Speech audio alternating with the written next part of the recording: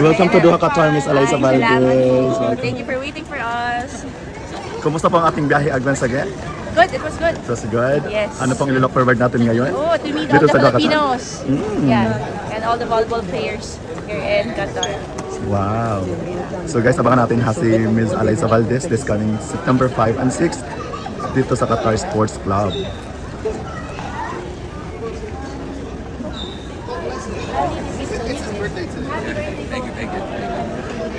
The founder.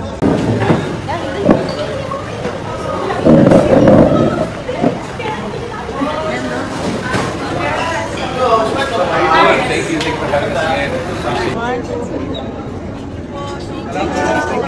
Mga nakapidyo pa rin na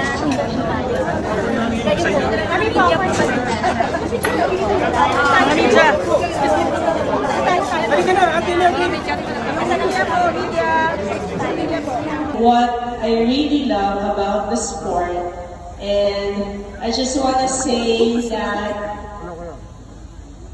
it's not going to be easy.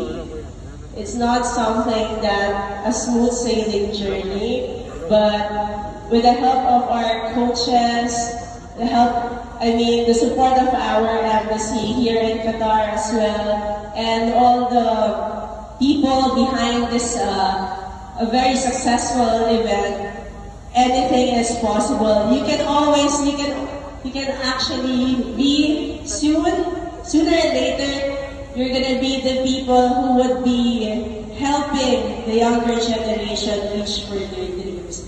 But for today, my tip would be have fun, make friends, and definitely learn a lot from our coaches, local coaches and Coach Kung Fu, because if there's one thing I learned from Coach Kung Fu,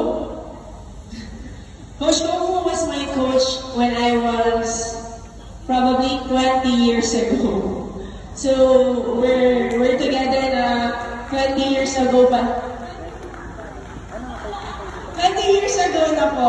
But yeah, I've been with Coach Kung Fu since I was 12 years old, and right now I'm just...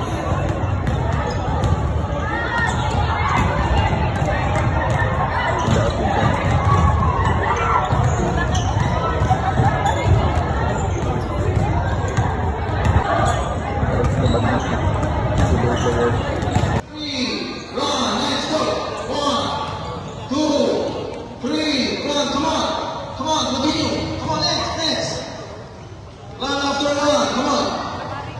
Straight.